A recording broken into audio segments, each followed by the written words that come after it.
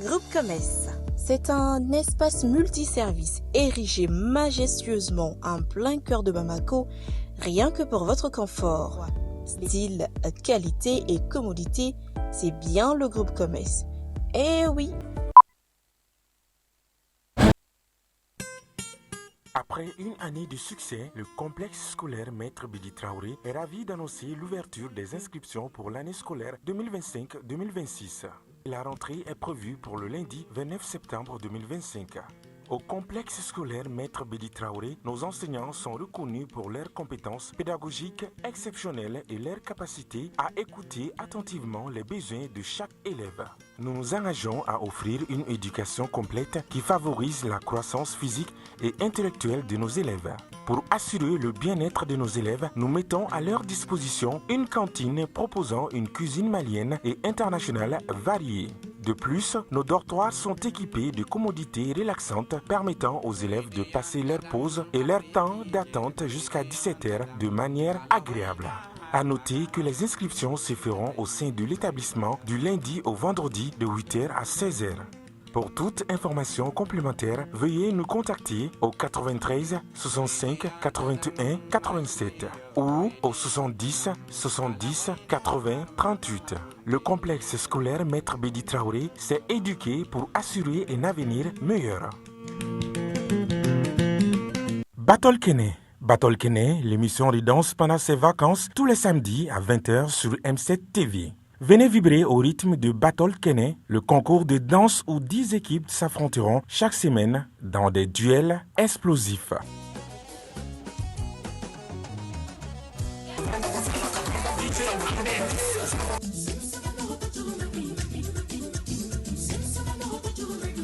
Danse traditionnelle, danse moderne et le face-à-face final.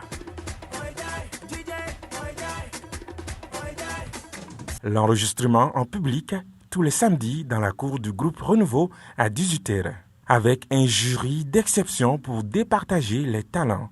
Isiaka Traoré Boutelesi, Cheikh Karambé, Modibo Keita et Djigi Kouyaté. Battle Kene, présenté par Fousseni Kamara, Di Djamadjigi et Yuma Diallo. Battle Kene pendant les vacances, la danse prend le pouvoir sur M7 TV.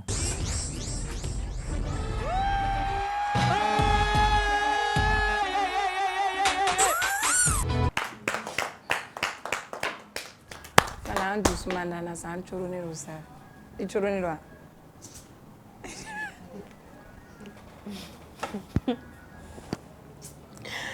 Je vais vous raconter une petite histoire. Jan a folie. Nigera sungurundore. Nalita événement, l'été c'est n'atara barake. Si ça sunguru den atara événement dore là, bedou mo ba erdo. Mais akona ka foko.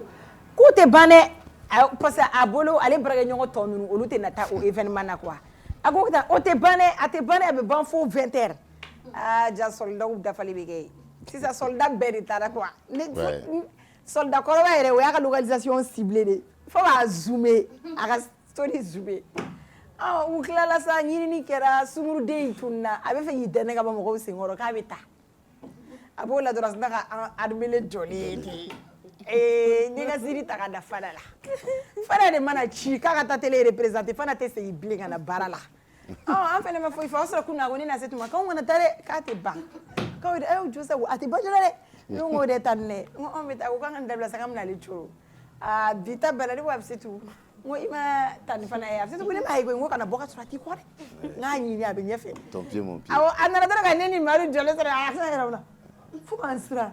Awo wele oh ole mun na ga tagin duru na ga palani mne ay mo fe fonyo fon fe an se da ko kante da ga mobli kono fo kita amna domi klim mene ta kono no ma da domi ona o klim mo fe kono maru fo fala ma ga ona ne na se du ga tuga ota o dam sa ma ga da tele la o mo ni jube ma mobli jole ro yam fa ota klim mene ta kono li o fa ante da kasi ko kante du debi kuna ko kante du ka mobli ya kili ni tai aga bolo fe o te soro ali c'est ça ni banana o be ka ta nyara mi aba ka video gela o le ta ni koda moi c'est ali e ka jana jagero ni fana e ministre de la culture avec ina jana jo ala ka musɔrɔ bɔ a bɛ taa minisiri kɛrɛfɛ walayi bile n dara a la quoi Amadu e yɛrɛ ma kuma o e y'a jɔlen e ma se ka kuma yɛrɛ an ye sɔrɔsiw don e yɛrɛ m'a fɔ k'an ye armée armée an sina k'an jɔ ko kak on était armés de la tête du pied jusqu'aux dents. Dusuma ka délégation awɔ kɛ ko Kati Solo wulanga ta fana de kɛra Kati Solo Dusuma y'a ka délégation Madu kun ye Dusuma ye délégation o ye Kati Solo an nana o réunion de la aw ye réunion kɛdenw ye quoi ordi ninnu de ye réunion kɛden voilà an bɛ ordi fo ordi bɛ sɔn na bi ani balɔgɔba a ko k'a bɛ réalisation ɲuman kɛ bi k'a content o kɔrɔ jetɔ Pia bɛ yen Umar kalo bɛ lela ou a ye dɔ sɔrɔ télévision show la kɛ mais bon ale de bɛ ka ministère organiser a bɛ se que ça va Ça va. ko ka ɲi Alhamdulillah. tu es toute belle Merci j'adore ta Merci tenue là. beaucoup. Adjara Ça te va et puis a ka talon curi yɛrɛ de don Merci beaucoup fana.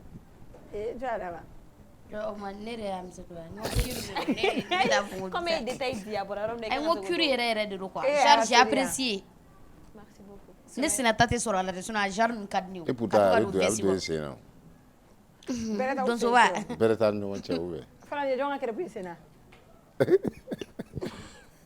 nin kɛra k'u fana kiri de ye. Madu a dun y'i bonya depuis a nana dɛ walayi a bɛ k'e laya n'a bɛna défaut sɔrɔ e la défaut foyi tɛ Mara la bi Mara ta di ko yɛrɛ de ka na an nana e ta di quoi Ouais. Fana somɔgɔw Fana tu es toute belle ma chérie ma puce tu es trop belle foulard toujours bien attaché sourcils bien tracés lèvres bien crémées i ka clé bɔ collier la mobili ɲagaɲaga banna ça y est tu es devenu tu es venu nous trouver on a dans les mêmes monde Nouvelle crème à lèvres de Louis Vuitton. awɔ kɛ rien à dire a tɛ fara tɔnɔ la rien à dire Madou ça va Ouais, ça va. ko kaɲi Donne. et ta journée ça a été Ouais, j'ai passé une bonne journée. d'accord i ye mun ni mun kɛ Pas grand chose. Hein. J'ai mangé après maintenant. Quand j'ai fini de manger, on est parti à un beau spectacle. ouais Après maintenant, nous revoilà sur notre plateau. ouais nin bɛɛ la Madu m'a muso tɔgɔ mais il a mangé ça veut dire qu'il a une femme mɔgɔ muso de bɛ dumuni di ma o. n ko muso sa plaisir tɛ tile ka dumuni Aïwa. kɛ plaisir tɛ tile ka dumuni kɛ jɔn b'a d'a ma furulen de don on est lundi 26 Il y a rectifié à Gérard. on est vendredi 26 septembre 2025 bonsoir et bienvenue sur le club plaisir à nous la télé pour nous lundi Kɛra micro ka di ye kojugu. Oui. a ye n bolo ko mugu ma furu sa hakili Aïwa. Aïwa, Madou a introduit bien un spectacle dont là, un très beau spectacle de la part d'Alima Djouba Touroula. Il n'y a rien à dire. Ouais. Oui. Bon, fɛn bɛɛ kun b'a kɔnɔ fait un peu comme la bien organisé décoration ouais, l'émotion, à couleur les cœurs déchirés là quoi. ouais En réalité, moi je me rappelle bien les fins de juillet donc il est sur la scène donc on va venir faire, on va venir fou. Moi il veut faire, moi on y mukila. E bɛ ne furu kalo kelen e bɛ sagali ni denw to bɛ ka ne kelen to n y'a fɔ tan mais bi de n y'a gravité donc quand j'ai vu ce qu'elle m'a fait n y'a fɔ a tigi ma tani quoi mais m'a dɔn ni kojugu ye quoi je me suis dit non e bɛ Alimi la e bɛ ne tɔɲɔ wa e bɛna ne furu dɔrɔn ka taa sagali to et tout tu vois mais bi quand j'ai vu Alima sur scène i b'a dɔn ko ces hommes là ils méritent le soutien de leur femme oui et a cɛ in yɛrɛ taara cogo min u nana wuli ne kɛ Alima c'est comme si wagati kunkurunin tulonkɛ dɔrɔn fo 30 minutes yɛrɛ bɛ ka dafa Alima b'a fɔ sa segin a ka sa kana ta a bɛ ka fɔ k'a ka lase juru bɛɛ don fɛn kɔnɔ Mariam ani Bokar ouais elle a crié de toutes ses forces u nana ni Bokar ka samara ye ani a ka médaillon ani drapeau u nana c'était et puis yɔrɔ min yɛrɛ ne la yɛlɛ fana a ye Bokar ci wa Bokar dara duguma dɔrɔn a taara ko Bokar don yɛrɛ a yɛrɛ de Bokar a fana kirinna ko kirinni kɛra fila ye Abubakar et puis denmisɛnnin fitinin mɛlɛkɛnin fitinin fila minnu tun b'a la Bokar terikɛ den ani a ye Bokar yɛrɛ den fila et puis denmisɛnnin ninnu u sera k'u ka rôle jouer genre u bɛ k'u occuper quoi i n'a fɔ sɛbɛ quoi film de don quoi denmisɛnnin u bɛ ka u occuper livre ni fɛn u tɛ ka scène lajɛ on m'a bougé ouais c'était professionnel ouais et la partie qui nous a le plus touché conseil mun dira la salle bɛɛ elle a présenté quelqu'un min ala la de k'a da de yɛrɛ ja o histoire o y'o histoire vrai ale cɛ tanyana kɛlɛ la Alima n t'a siɲɛ fɔlɔ yɛrɛ n'i y'a ka fɛn caman ta k'ale i bɛ taa sɔrɔ histoire wɛrɛ b'a kɔnɔ Ce qu'on a vu aujourd'hui, c'était plus que peut-être de la comédie, voilà, du théâtre. Plus que ça. Parce qu'elle a vraiment communiqué avec nos âmes. C'est ce que moi j'ai remarqué. Oui. Et puis, ça m'a vraiment touchée. Moi, j'ai pleuré j'ai pas pu tenir toi, mes t'es mains. sensible. Parce que, imaginer, ça m'a vraiment fait voyager. Il faut que je histoire mi fo nyana sansan do fana ba donc afuka mo saralu ba don déjà car ça romna comme par exemple il y a d'autres personnes aussi qui ou ta dans ali chini comme robi romna. Moi je connaissais quelqu'un c'était une taromba tati mati nya foto comme dans alien comme tomna quoi. Et aujourd'hui ça fait 7 ans que j'ai pas de ces nouvelles. Mogoshi asumgoshi ta nouvelle ya donc aller kon tunna asara de wa abe de wa mo ala armée mo ta nouvelle ya donc parce qu'ils nous ont dit que ou t'équipe à douala donc olu fana bade nebe et aussi do fana be no be tunu fu ou muso buka filia OK après ou clara seigana c'est pas du tout facile c'est vraiment pas facile mais vraiment courage à ces femmes là qui ou so abu kuna ka fo RB mse ka wuri ka fo nche sara RB imaginer RB on peut faire en tout cas c'était vraiment mérifai c'était parce que conseil yere diagon na la genre vita so imagination quoi nepsi ka imaginer fait no benche la fait no genre vito imagination ne kono na la en même temps fene yorom na bina dumuni di chema cɛba fɔ nin tan t'olu bolo ou bien k'a ka labɛn a ka pati ta a ka bolosi ta nin tan t'olu bolo puis mɔgɔ jugu ninnu b'olu attaquer cogo min na genre c'est des personnes u ɲɔgɔnna hadamadenw de don mais a b'olu kunna k'a fɔ sɛtanɛ de bɛ ka jouer u kan kojugu ka wolo n'olu ye nin kɛ u bɛna paradis sɔrɔ genre a y'a ɲɛfɔ ka guerre in yɛrɛ bɛ kɛ cogo min na u bɛ na u ma cogo min na genre a kɛlen n'a fɔ u ni sorasi de kuma la ou bien u ye mɔgɔ dɔ de ɲini surtout la dame la mun cɛ tora peut-être o y'a ɲɛfɔ a ɲɛna u sera ka fɛn dɔ kɛ qui réellement mun b'a jira k'a fɔ nin de bɛ kɛ yen quoi donc c'était vraiment Alima yɛrɛ y'a fɔ ko mɔgɔ caman bɛ k'ale se mɔgɔ layɛlɛ la k'ale tɛ se mɔgɔ layɛlɛ la mais bon ale kɔni bɛ se nin de la fɛnɛ quoi et nin c'était nin ça c'était plus que mɔgɔ layɛlɛ en fait voilà bɛɛ tɛ se ka mɔgɔ émotion on se sentait comme dans un film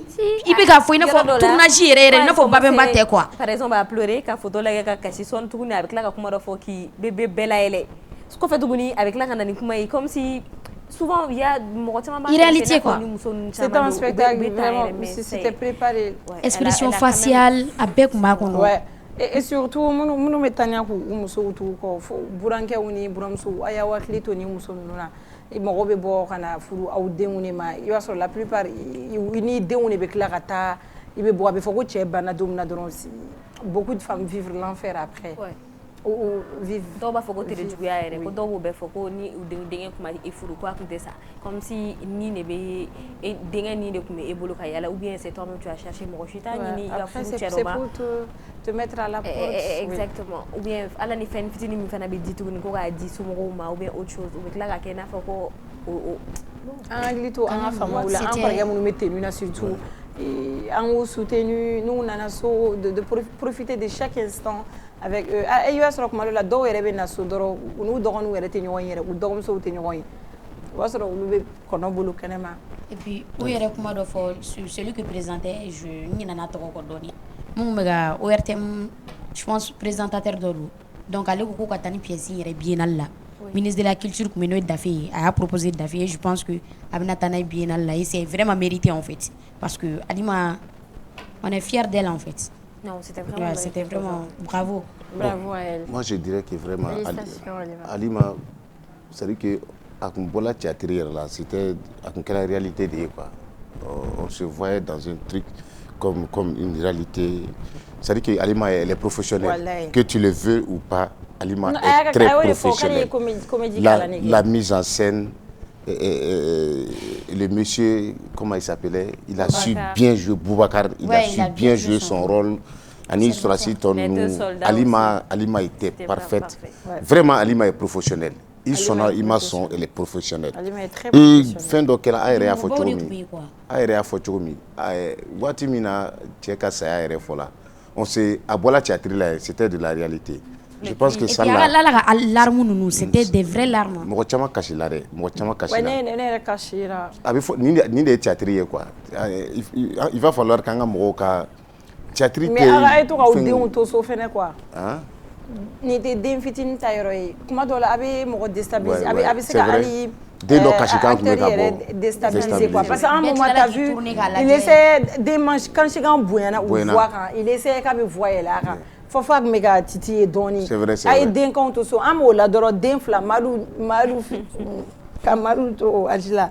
Barcelone flani wula i jɔn ye k'a kulo fila yɛlɛ jawuba b'u kɛrɛfɛ n ko Barcelone flani aw sigi u b'a ye kɔsi tan n ko an b'o la fɛn banna dɔrɔn dɔw wɛrɛ donna Baribi n'a ka jama Baribi ni kɛrɛ ne ko k'aw bɛ ka na Batman de la ou bien spectacle ko spectacle n ko ne y'aw sigi n ko ni nin banna peut-être u bɛ sɔn ka rediffusion à la télé la quoi an bɛna taper elle a été ponctuelle elle a respecté l'heure elle a dit 16h elle a commencé à 16h fɛnna dɔrɔn n'a a daminɛ oui elle a commencé à 16h a y'a daminɛ o 16h kelen na a banna bɛɛ taara i ka aju la bɛɛ taara sama sɔrɔ ale yɛrɛ a n'a ka mɔgɔw bɛ ka ɲɔgɔn féliciter elle est sur le point de dormir même a yɛrɛ banna k'a nege to mɔgɔ la mɔgɔw bolo k'a ma ban wa o y'a sɔrɔ a banna déjà on s'attendait peut-être fɛn dɔ de bɛna kɛ tellement maliyɛn degelen don o retard la mɔgɔ dɔw taara bɛn ni an bɛ photo ta la dɔrɔn an bɛ foli la waati min na o de tun ye dɔw na heure ye u bɛ taa k'a lajɛ ORTM kan peut-être u b'a bɔ c'est-à-dire que théâtre de u sigi k'a lajɛ 20h n ye théâtre de ye quoi fo ne ma ko théâtre nafa de bɛ nin na quoi o le ka taa sigi ka kuma kuntanw fɔ kala kunti ni ju tɛ fɛn mun na ça c'est des trucs vraiment qui peuvent nous servir de leçon et j'ai même pris l'exemple sur Guimba National Guimba nana ya domi an Guimba reçu ya domi Guimba a véhiculé un message. Il a été meilleur acteur. Il faisait partie parmi les gens qui ont amené la démocratie au Mali. Parce que à Skechi donc, Skechi Mounafa Bala et que Aya ira présent à Kafoko. Présent a ni problème de pays. C'est-à-dire que c'est des messages que tu véhicules dans tes trucs qui peuvent servir de leçon. C'est-à-dire qu'il va falloir qu'un démission nous fasse nous la dégui. Dimba Alima.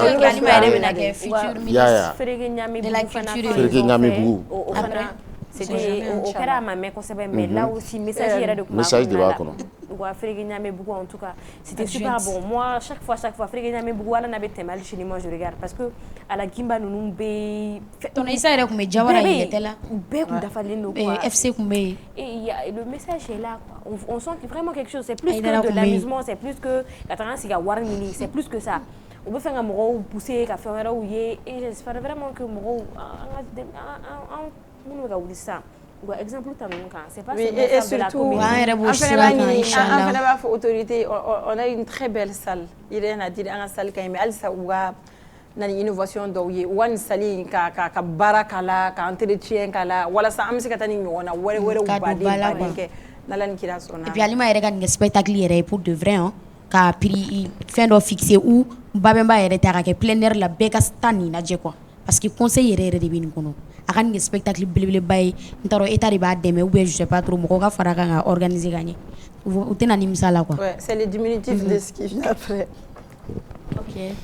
An yɛrɛ bɛ sira la sɔɔni. Félicitations Alma. Félicitations bravo hein. Après la famille nucléaire c'est le diminutif qui s'est pointé.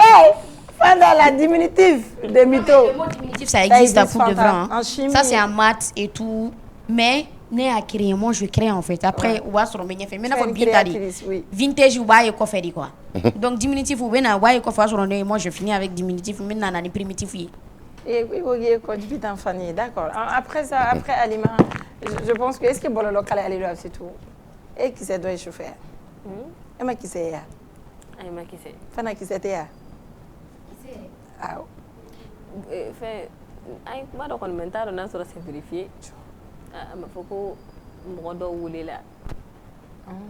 C'est vérifié? Et le featuring de Sidiki. Ouais, ça c'est notre fierté. Featuring, c'est vrai, non? C'est vrai, il l'a posté. Lui-même, imagine, c'était sur sa page officielle. Qui c'est avec honneur qu'il a participé à ça. Wizkid. Asaki. Imagine, où est la Kabago Mayoroy?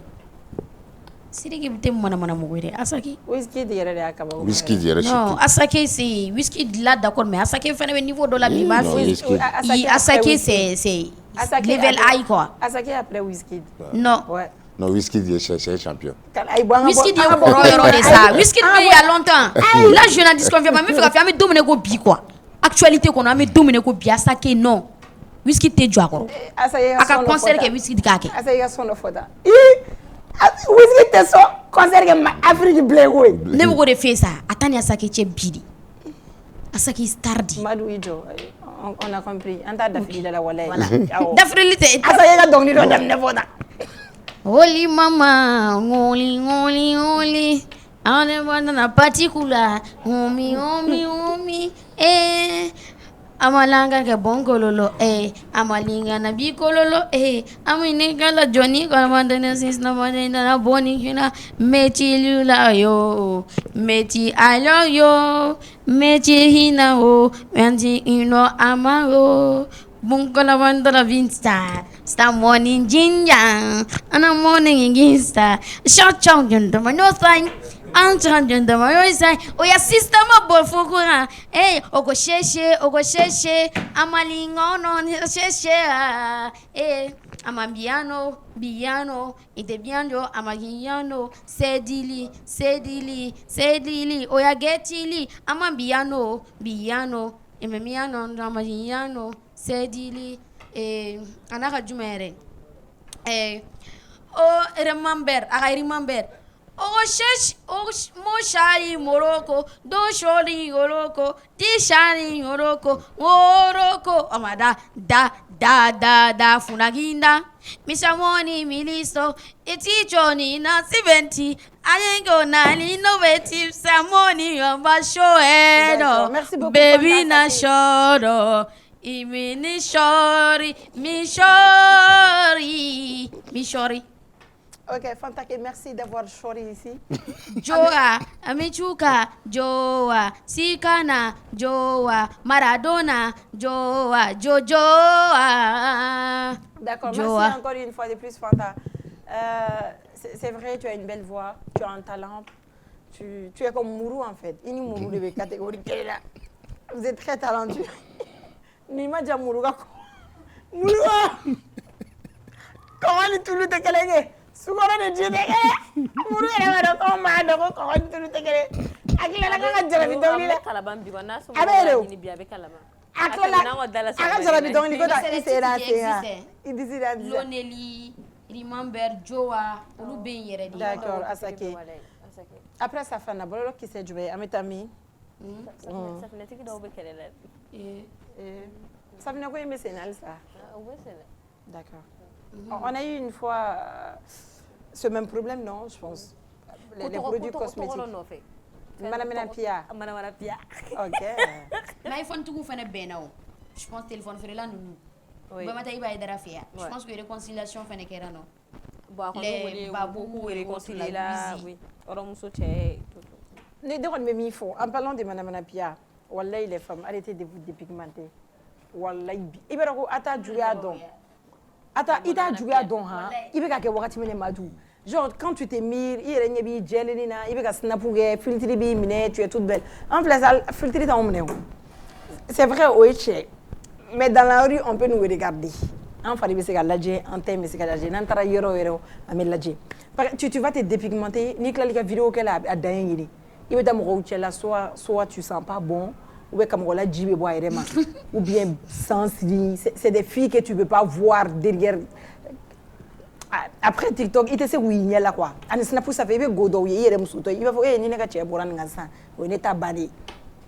parce que c'est vrai que Coco Fadisoni fait un drôle. Il veut donc faire un changement bail et les autres sont faits. Ni dans la Djoko côté là, il nous te les semaines qui les comme là.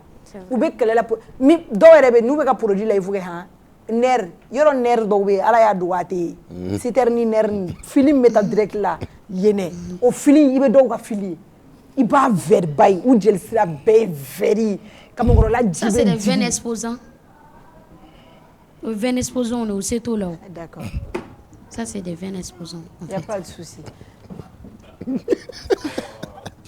il devait se mettre là où il est là. On sait que veine exposée. On dit la veine. Fana ça c'est pas exposé et produit blanc. Et Adam ne c'est ne gérara. C'est ne banara gé. Awadi agwe c'est tapé tout.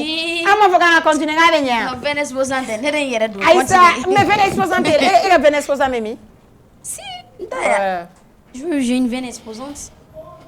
D'accord, Fanta la mytho.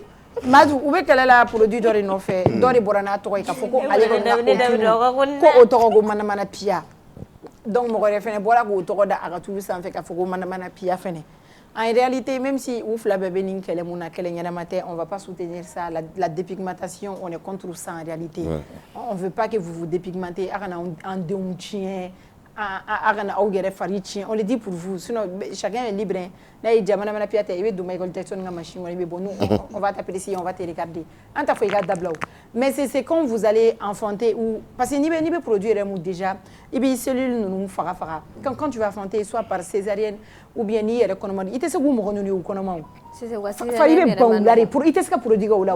Césarienne est manogo. Césarienne manogo. A date ou manogo. Jolene te se ganogo ya jona. A te se ka date ou mo do be césarienne ko fe ba so dungo do beta docteur sura dungo do be sengata.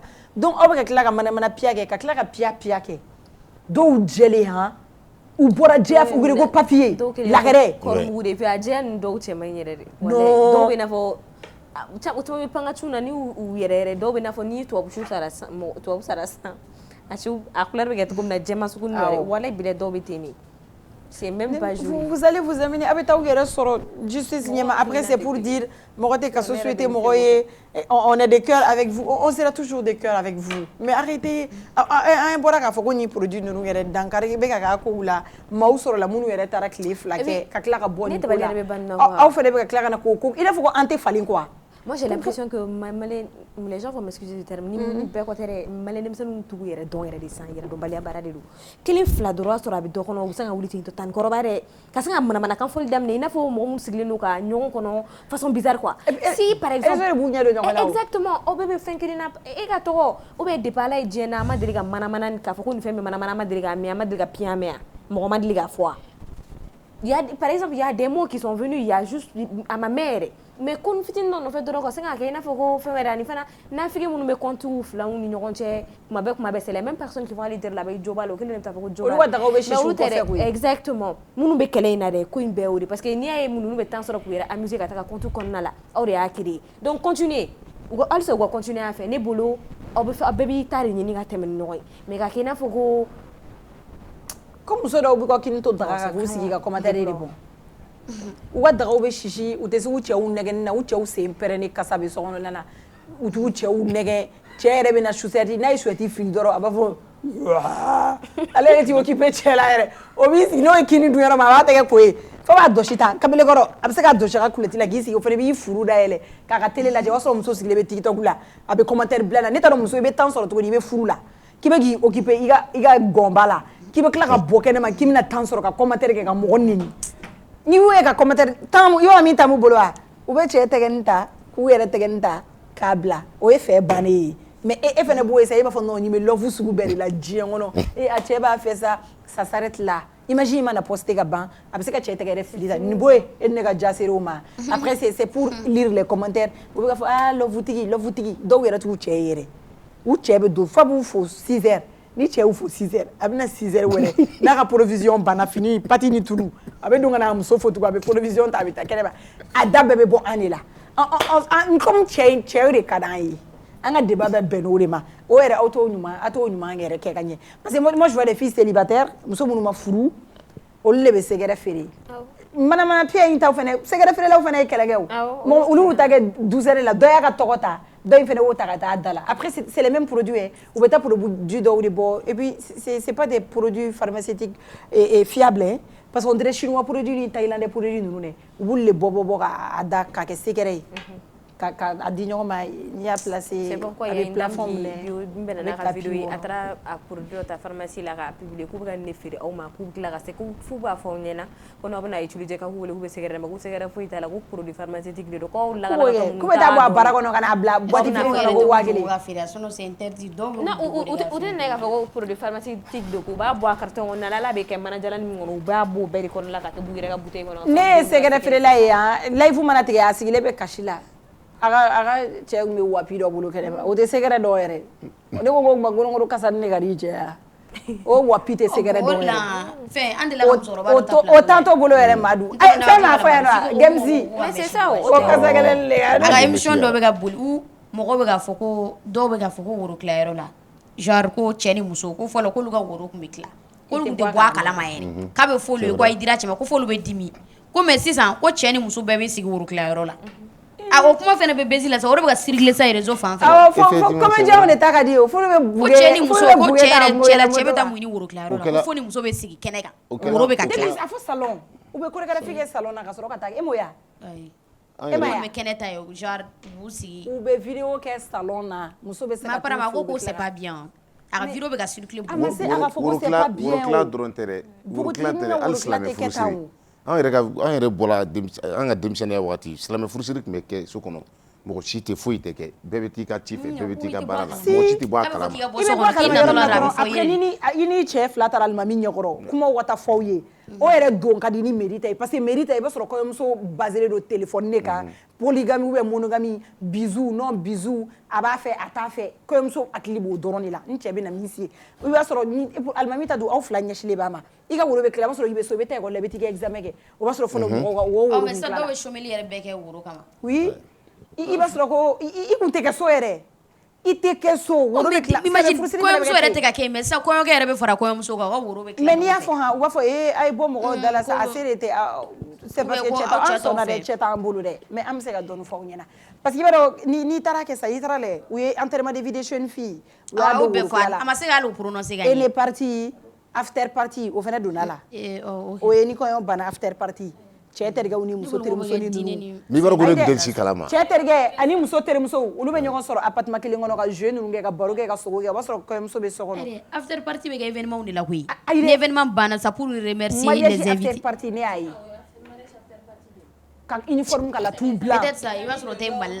ne ma deli o peut-être ça c'est peut-être ça c'est privé u tɛ a bɛɛ tɛ na réseau kan mais an ye mɔgɔ ta ye réseau kan an ye joueur muso ka after party ye yan olu yɛrɛ bɔli a la i bɛ tila ka teriw de bɛ taga o famille bɛ taa o fana la famille de bɛ taa o la famille yɔrɔ kɛ cogo min ya o yɔrɔ la furu bɛ dilan yen o yɔrɔ la kamelew bɛ sɔrɔ yen cɛ terimusow muso terimusow ani cɛ terikɛw de bɛ na after party kɛ appartement na kɔɲɔso la duguma wala o bɛ kɛ fɛn na enterrement fɛn na ni kɔɲɔ bɛ kɛ kɔɲɔwulu ni fille d'honneur ni garçon d'honneur o ko bɛɛ bɛ taa laban ko wɛrɛw la an b'olu ye mais de la kɔɲɔkɛ ni kɔɲɔmuso de k'i sigi ko woro tila ka woro tila o de ye mɔgɔ caman dabali ban on n'est pas uniforme yi mɔgɔ si t'a contre la c'est ton choix n'i bɛ fɛ ka yira tu vas t'attirer surtout an bɛ réseau ko tile min na moi tu vois mɔgɔ t'i affiché yɛrɛ bilen k'a fɔ ko i ka mariage bɛ tu viens tu dis alhamdoulilah je suis confirmée n'i kɔni ye cɛ bila hali n'i ye sticker de k'a la u bɛ taa baga wali cɛ ma il n'a rien demandé a m'a min a m'a bɔ a nana ka na i furu i dɔnnen tɛ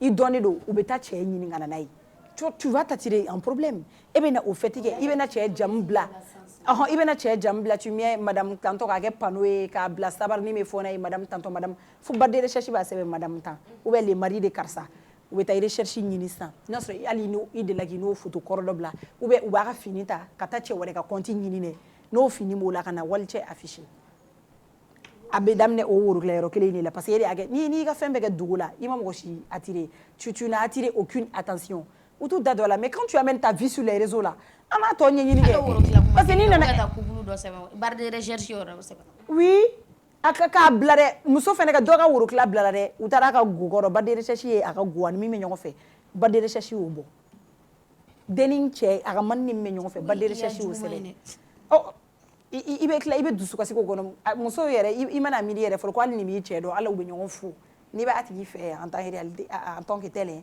ça te fait mal comment tɛ ko i ka worokila donni on vient ka na archive bɔ ce que tu n'as pas besoin de savoir an b'a fɔ cogo min na ko toutes les vérités ne sont même pas bonnes à dire ce que tu n'as pas besoin de savoir o bɛɛ bɛ don i tulo la e de nana n'a ye uniforme bɛ kɛ i bɛ kɛ dɔw ka worokila ɔrɔbu ye i tɛ da la ko worokila don u bɛ taa fini kala de famille ɲɛna ne bolo ni dabali ban quoi mais ni den mana kɛ kɛɲɛ fɔ moi je pense que ni den ye diɲɛ kanu ne ba ɲuman n'i ye diɲɛ kanu i bɛ kɛ diɲɛ den nin bɛ kɛ famille t'a kalama dɛ parce que ne ye dɔ ta ye ne ye dɔ ta ye a bɛ kɛ so famille t'a kalama dɛ c'est des amis entre les amis les cousines les petits frères les petits sœurs u bɛ nin organiser olu yɛrɛ ni ɲɔgɔn cɛ ka sɔrɔ fa t'a kalama ba t'a kalama ayi dɛ k'a bɛ kɛ so de non a tɛ kɛ so o caman bɛ kɛ u bɛ taa yɔrɔw ta dɔw bɛ yɔrɔ décorer u bɛ taa yɔrɔw ta ka nin fɛnw kɛ u bɛ wari min gaspiller la famille bɛ bɔ a kalama balimamuso kuntigi de ba yɛrɛ de bɛ ba o b'a sɔrɔ den sigilen don n bɛ ka min f'i ye ne bɔra dɔ kalama fa t'a kalama ba t'a kalama k'a bɛ ka taa enterrement de vie k'a bɛ ka taa party kɛ after party ni seconde party wa n t'a dɔn parce que ne tɛ nin fɛn ninnu ɲɛdɔn quoi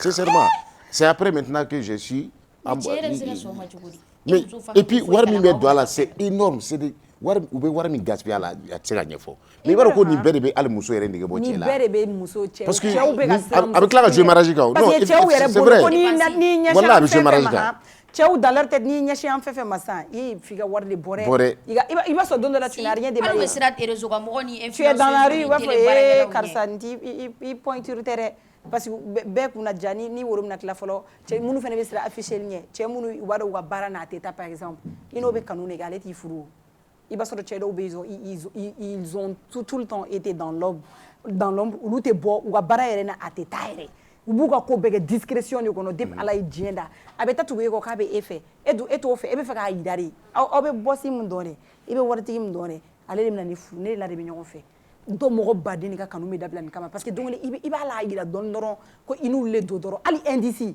walayi bila u tɛ sa u ka da la bilen o ye ne tun bɛ wari dun o don kɔni o ye ka caisse kɔnɔ ni fermé a tɛ na bilen donc dɔw bɛ siran furu ɲɛ o kama an ye worokila ko min don a la dɛ sabari dɛ a yɛrɛ fɔra ko sabari ye interdit ne tun bɛ sa ne ye sa ni saya kun ko bɛ kɔnɔ i tun bɛ sa ni saya kun ko b'ale kɔnɔ a tun bɛ sa hali n'a kun b'i ta i bɛ sa imagine an bɛɛ bɛ sa ka taa kɛ fête ye ka taa fɛn kɛ i bɛna waliden da don kuma la fu surtout réseau kan muso dɔw t'aw dabɔ ko kɔrɔmatigɛli de fɛnɛ ye koyi n'aw tugura an kɔ n'aw tugura réseau kan muso kɔni kɔ n'i tugura kɔ i b'a tigi hakilinata dɔn fɔlɔ mais ka taa sɔn k'i yɛrɛ kɛ marionnette ye muso bolo jaakoya an bɛ nin de kɛ a y'i fo karisa ka bɔ a kalama karisa ka bɔ ne bolo furu bɛ siri i ni i cɛ de ye o mais kuma dɔw la furu caman fɛnɛ kun ye ka ex de darakɔrɔ bɔ n ex ka dɔn ko n furula a ka dɔn j'ai eu un début n ka cɛ ex ka dɔn ne de b'a kun sisan nɔ e y'i tile kɛ e tile tɛmɛna donc ne ye début de sɔrɔ a ye ne de furu nafa foyi foyi t'a la n'i ka fɛn kɛ dans la ne tɔrɔ ni ninnu yɛrɛ bɛ ne ka zamɛ dun yɛrɛ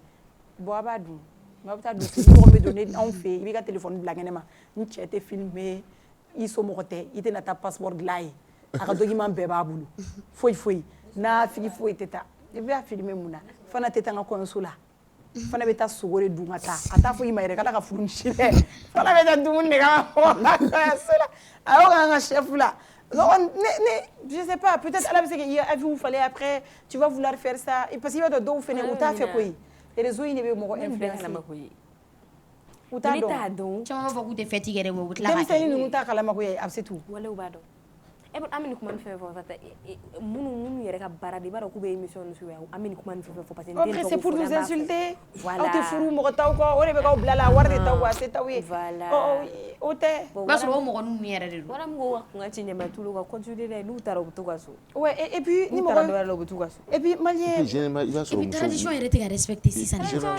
moi je comprends pas fɔlɔ muso n'a bɛ furu i bɛ lasigi i tɛ taa yɔrɔ la sisan musow bɛ ka wuli e ka kɔɲɔ bɛ sini kɛnɛ i bɛ taa sɔrɔ e de bɛ jeune fille kalonga de y'a kɛ arabana ni aramata aramata de y'a kɛ u ye balo sa kɛ ka gain jouer ka Alexis jouer ka fini bila kɔfɛ kɛ ka filmer olu de enterrement de vie de jeune fille o de enterrement de vie de jeune fille ko yɛrɛ n'i bɛ fɛ k'a kɛ dɛ o de ye yɛrɛ yɛrɛ ye mais sisan taw enterrement de jeune fille o bɛ taa 1 de di muso bɛ taa 1 di ex ma cɛ fana bɛ taa 1 di a ka ex ma soirée laban vendredi laban muso de ka o bɛ cɛ sɔrɔ kɔnɔw bolo e m'a fɔ enterrement nin ka di e ya enterrement dɔ i t'i bala la jeudi i sigira ne kɔni bolo aw kan ka to téléphone ci de la o i bɛ to message sɛbɛnna e b'o to yen ka taa ten a ma a bɛ taa go wara vita ye kɛnɛma ka na a prépareli bɛ na o de la u bɛ u da ka sunɔgɔ u bɛ don dɔrɔn seri bɛ di ko kɔnɔboli seri ko bi n'i ye su bɛɛ ban giri na ka tile ma kɔɲɔ la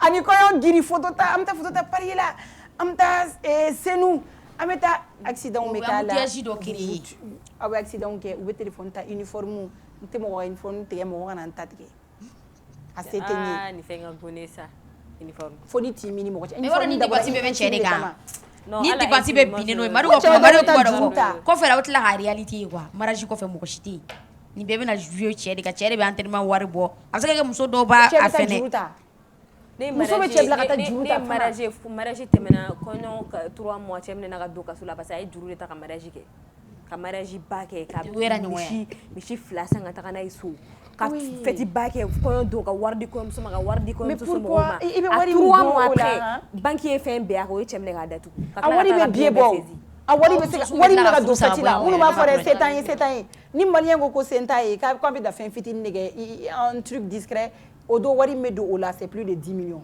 a wari bɛ voyage kɛ e ni cɛ ye a bɛ voyage billet bɔ Madu pourquoi vous sortez pas munna aw tɛ taa aw ja aw bɛ segin a banna a bɛ na aw fɛ yen i yɛlɛmana i y'a fɔ mɔgɔ ye n furu la furu dabɔra i b'a dɔn ka min don wa mɔgɔ k'a dɔn dɔrɔn ko tu n'es plus sur le marché o dɔrɔn yɛrɛ de kama a kan ka fɔ kɛnɛma mɔgɔ i k'u furu la sinon n'o tun t'a la i tun bɛ se k'a da i yɛrɛ ma o aw fila bɛ taa aw furu silamɛ furusiri kɛ i b'a fɔ i teriw ye n ye cɛ sɔrɔ a ye dugawu kɛ a banna ni mairie don ni fête ka di ye i 15 personnes i cɛ bon intime yɛrɛ tɛ mɔgɔ la a bɛɛ kule bɛɛ bɛ n'i ka vie de ɲɛɲini ka taa n'a ye 10 personnes au moins wa i ka famille tes sœurs i cɛ fɛnɛ bɛ na n'a sœurw ye vous mangez vous buvez bɛɛ bɛ t'i ka sira la n'i y'o fɔ n'aw ko ko a b'aw yɛrɛ kɛ verre de o tɛ pepsiya ye o yɛrɛ ye moyen de dépense de mais fo bɛɛ k'a filmer ko ni misi jɔra anw ka da la fo bɛɛ k'a fɔ ko misi jɔra ne cɛ ye misi san madu ko cɛ dɔw ni kɔɲɔ sera cɛ dɔw bɛ kɛ i ko caption u kunkolo ne bɛ to i ko weda ta ayi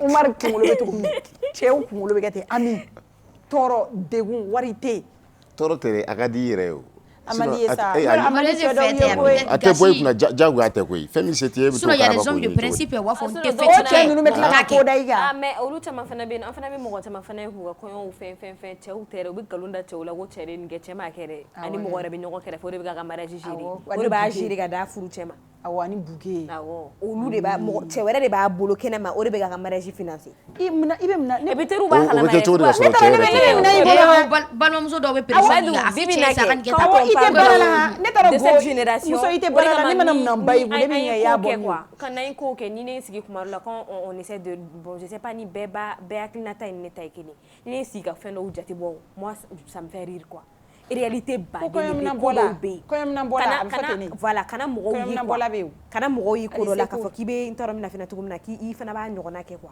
ne le fait jamais diɲɛlatigɛ yɛrɛ kɔnɔ ne le fait jamais u b'a sɔrɔ cogo min na i tɛ se k'a sɔrɔ ten o de ye complexe d'infériorité o complexe ko yɛrɛ tɛ nin ta la tuguni koyi complexe ko yɛrɛ tɛ nin ta la cɛ wallahi ala terimusow dɔw b'a kalama k'a fɔ ko cɛ wɛrɛ de bɛ ka nin mariage in gérer a yɛrɛ terimuso wɛrɛw b'o kalama e bɛ dɔw furu la k'e bɛ to yan n'o terimuso ni n'olu kɛlɛla don min olu kelen bɛ ti mɔgɔ wɛrɛ bila ka kuma ɲɛfɔ i cɛ ye problème ya dɔw tɛ baara la mais i bɛ wari muso dɔw tɛ baara la quoi mais i bɛna somme sugu dɔ sɔrɔ u bolo tɛna ka se ni muso yɛrɛ ye tɛna ka taa ni muso yɛrɛ denmisɛnnin fitinin raison pour laquelle donna n ye nin kuma fɔ yan ne ye denmisɛnnin fitinin dɔw ye kɔɲɔ tɛ sigida la u b'a kɔɲɔ uniforme bɛɛ tigɛ u bɛ t'u maquiller u bɛ pose perruque k'u kunkolo la wallahi billahi a si ma 15 ans bɔ o don n ye n sigi n y'u lajɛ n taara fɔ n ba yɛrɛ n ko ne t'a dɔn ne de tun ma kɔrɔbaya halisa wa ou soit ne ma bɔ ko caman de kalama joona wa ou je sais pas quoi moi j'ai eu mes 18 ans k'a sɔrɔ ne mariage kɛyɔrɔ ne t'a dɔn yɛrɛ furu sigi a kan yɛrɛ ye jumɛn ye ne t'a dɔn réalité dɔw bɛ mais bibi na depuis denmisɛnnin san 13 ans ni mariage kɛra carré kɔnɔna la dɔrɔn ale bɛ jɔyɔrɔ de uniforme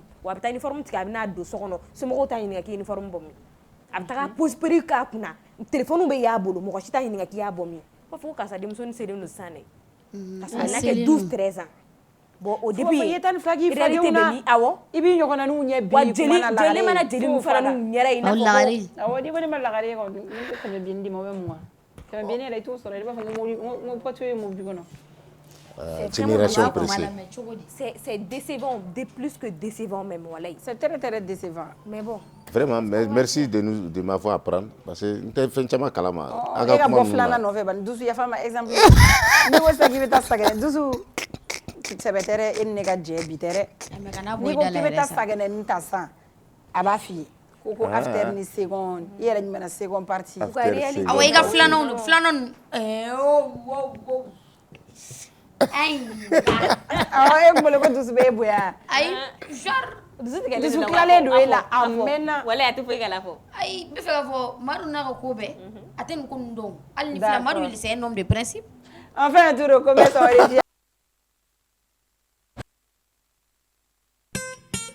Après une année de succès, le complexe scolaire Maître Bidi Traoré est ravi d'annoncer l'ouverture des inscriptions pour l'année scolaire 2025-2026. La rentrée est prévue pour le lundi 29 septembre 2025.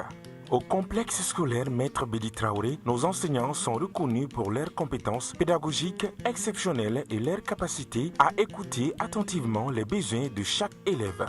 Nous nous engageons à offrir une éducation complète qui favorise la croissance physique et intellectuelle de nos élèves. Pour assurer le bien-être de nos élèves, nous mettons à leur disposition une cantine proposant une cuisine malienne et internationale variée.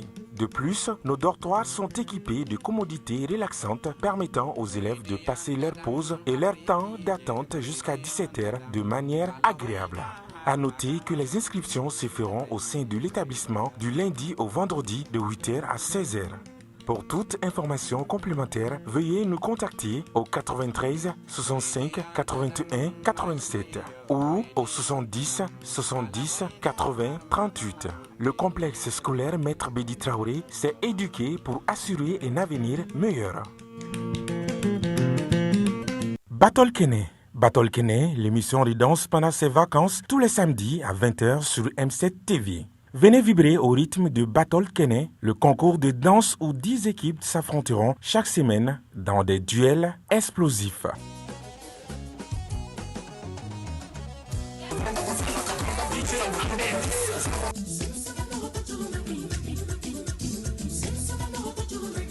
Danse traditionnelle, danse moderne et le face-à-face final. L'enregistrement en public tous les samedis dans la cour du groupe Renouveau à 18h, avec un jury d'exception pour départager les talents. Isiaka Traoré Boutelezi, Cheikh Karambé, Modibo Keita et Djigi Kouyaté. Battle Kene, présenté par Fousseni Kamara, Di Djamadjigi et Yuma Diallo. Battle Kene pendant les vacances, la danse prend le pouvoir sur M7 TV.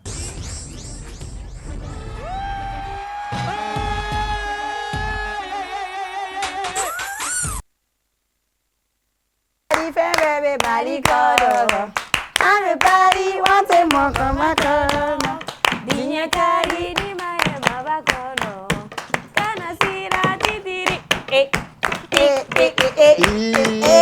Maliba.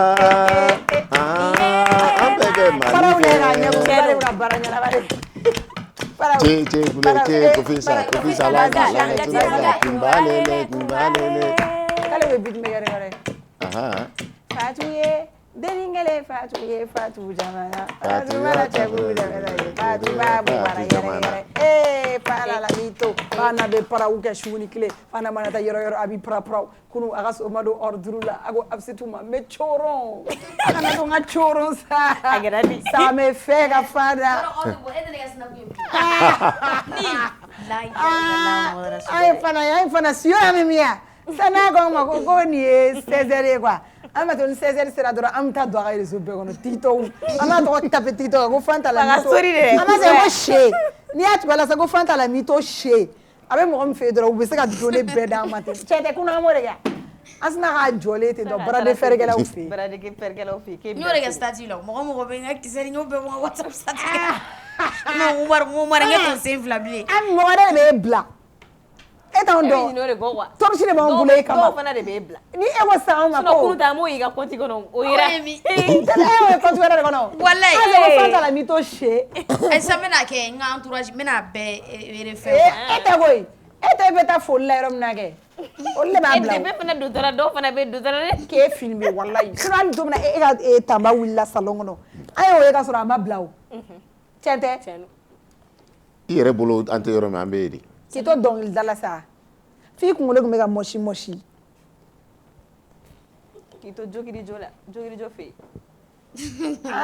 iko kito do d'accord mesdames et messieurs bienvenue dans la deuxième partie on se retrouve ici dans la deuxième partie de cette belle émission. On laisse Fanta l'invité entre parenthèses. On va la reprendre encore avant l'émission parce que bien vendredi les billes à Dalama bisagi a giri ni a eso bisi zer maru. Ouais. A Dalama donc les gens aiment notre ñoko kumbe ro mi fengeli mbala quoi. Je sais pas comment elle arrive à tenir mais il va beaucoup force yere de fanana. Ate senge mais mi fi énergie naturelle énergie yere de fanana et puis ibe fanana éviter be mais ibe fanana konta mi mbala et to mina tanto elle est comme ça yoro fana beta jero fana ka juguna tarani yore na sana be konta mi ke ani na bore na tararo beta mi fana ke kilinte na bore na tarom na mi fana ke kilinte fana beta jero anita fana be se ka comparer animato wala dorolla fana c'est une vraie comédienne fana elle est professionnelle fana ne do sukele ne fana jigitola ka ba ta fa moto sanfe ne er lage ne ngo ohi kabomi o manyefe bon ne rak manyefa do parce que ay mais do te kelen taw problème anga bo yor awoke e be baro dron e ke e ta nu ni te da ase to ti aviser abita pota po kelen tanga pota wala bebe ndo wala ikele wala kelen tanga pota ouais ase to ka bara pota ase to vraiment n'a pas besoin de comprendre dron meta wala tanga pota bebe pota ron au vie ame vie munu awe mi envier elle a pas ça dans son programme quoi bon mais nous to e parce que quoi il me gasse même kon be boya ma fana iba get pota donner à la mais bon quoi ça me négatif je vais introduire mon invité. Mon invité n'est pas d'ici. Oui. Mon invité ne parle pas que le bambara. Mon invité, je ne l'ai jamais vu de vue. Je ne connais pas son visage vrai. Mais mon invité, je le connais. Et je pense qu'on a été l'une des premières personnes à recevoir mon invité. Oui. Ouais. Mon invité, il s'est drillé. Ouais. Mon invité, il s'est rappé. Ouais. Mon invité, il s'est tchatché. Yeah. Mon invité, il connaît le style, le flow. Il s'habille bien, il est beau, il est noir, il aime black and white. Blanche et noire, black and white. Yes. Mon invité est russe. Il s'appelle Phénoméno. On a calabla, il a fait une bigoro. Malé bido. Nanga forishi kana. A forishi kana. Vas-y. Здравствуйте. Как вы живете? Спасибо, хорошо. Это моя преподаватель. Severo doa. Aya foria. Ici, sur mon plateau, Fana connaît la chimie et la science. Ouais. Ici, elle sait que Racine Carré de DD. Et Madou connaît russe. Absetou connaît français et Point info. Oui, chinois. Et, oui, chinoise. Et moi, je parle tout. Il y a nucléaire là. Quel bonheur. Je maîtrise l'éducation physique. Ouais. Non, civique et morale. Yeah. C'est le bienvenu. Bismillah. Merci. C'est le amna jaga qui c'est walanga quoi. Parce que balaga tuno unari. Kana chiegele doro, kana yere foin doro kata tu. Si ça segna kana tu wati me it mogota ta donné don wa. Ita me ka tara ibe baldoro. Aw ibe baldoro doro ga yirisi kari ko na la biga takama manu kan quoi. Fele forigale an la el bago maflo. Ok, bonsoir à tous et à toutes les Maliens. Ouais. Voilà, on a folie bébé chouina. Folie jarani. Fana c'est né ça fait. Nego phénomène. Me fera parce que voilà. Nyeda ya tsaka boa. Mais ne bolo chien folo me passer dans kuma. Onge. Bo absaka ki hakilina yelema nawo. Bon, ko chama me yelema ngane adilna mi. Ni maski ba de ne bolo yoro. Parce que dongo ebe mi do e ayi. Parce que ayo a jeli no kon. Non, ouais, chama ne be. Non, chama ba de be. Ni na ra donner, ni na donner ta don chien. Mais ya kala de, ouais ya santani. I kata do chien fla fana. Mais ba kala de. Ka kala to di. E be ni couleur e chogori. Non, mo de no bolo no ma idlan black and white. Okay. Lu wa diere di, wati be. Munu me ite munu double to di fana ba ta para wen ni choufe. I jati ko we poli wala. Et ta do chien fla. Non. Phénomène ora ça va hein. Mais phénomène ni me fait gagner des loups. O be chogori. Aga bébé ni bae. O ma no kone. Al muso ko ta fan fela la. Bo al muso ko ta yuso nga singa don ne. Ebe muso. E moi ete maski bo kuma chama kuma shi. Yo ke be fa gani ni ngakula. Mais be shita ere da. Ebe baro ge muso fennia. O te jawa. Ibe shita. Non te shita. Iba bon ni mi shira o bae o. O bae o be. Bon. Ça dépend quoi. Anani mi baro ge wa. Ikele me shi folo. Oh, ikele ne be shi. Furula. Voilà. Madame Maya. Ikele me shi. Donc il début ala ida ikele ne be shi. E même furule te o. Mais ikele me da fene début ala. Ni jome da. Moi le donna. OK. Phénomène ni tu es bien habillé. Ni bora ici là. Il m'a été nous ngona ndilanga na no. Ouais, ka fere. Bon, marchandise be o chama mena le quoi. Et puis nega t-shirt ni nga fon chama me fere nga compte YouTube sans faire en ligne mais a double ro jar munu me ici ou munu me Europe mais amna ni chama e soni malla ka chama fere la marqué il ka marqué ah on ira marqué mais be bara wara kele oh Bon, ça c'est privé.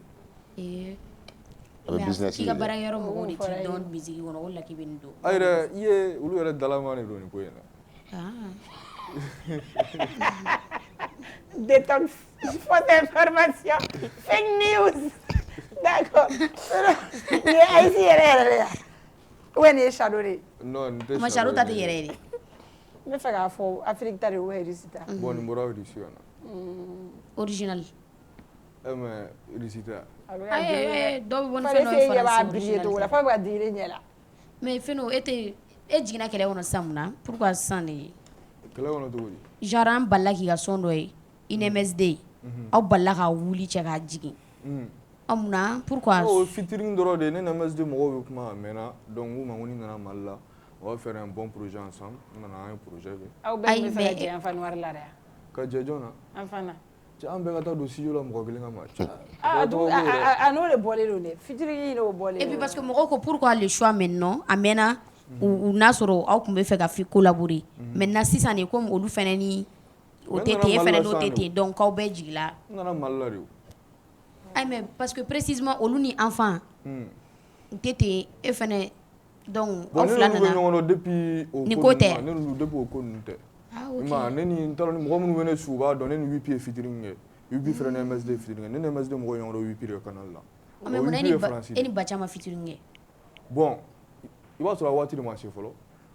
Mais Bacha i b'a lamɛn kɔni. Ouais, il est bon, c'est un bon. Mais donc ni kɔnɔna la ni ma fait SD tun bɛ vidéo in na n'est-ce pas? SD yɛrɛ ye dɔnkili da don. Je pense hein. SD ni SD ɲɔgɔn. DSD ou SD? SD yɛrɛ diɲɛ wara sa. Diɲɛ wara kɛ. Ah, Tarzan. Ouais. Ale nana cogo di dɔnkili in kɔnɔna la? M'a faamu. SD yɛrɛ. Ale nana cogo di aw ka clip in kɔnɔna la? Clip kɔnɔ. Bon ne SD ninnu invité ka na Russie de. Pourquoi précisément lui? Bon parce que ne bɛ ka drill de kɛ et puis olu tun bɛ ka mun kɛ o ni drill o E y'o invité ya? Ouais. An dun bagara global. Non, on a dit que ayi Zena ou de fɔlɔ tagali la. U taara siɲɛ 2 de ou bien? Awɔ. A taara bɔndɔn kɛ fɛnkɛ kɛ waati min. U nana ne ka concert de la. Ne bolo ko dɔw de taara n'u ye u taara évidemment voilà a y'a fɔ SD y'a fɔ Russie k'u bɛ ka nin ka ko a bɛ ka nin ka concert promo kɛ je pense il m'a filé. Comme ni fɛn Salifu ninnu bɛnna ɲɔgɔn ma donc pour nous u bɛɛ taara canal kelen de fɛ quoi. Sinon SD y'a fɔ. U mɛnna ye o. N'u tun taara o fɛ u dan ye tile kelen de 24 Fɛn bɛɛ taara olu segin. Mais a ye dɔnkili da sɛbɛnni la. SD ka dɔnkili da. A yɔrɔ dɔ la balila ka ci duloki t'a la quoi.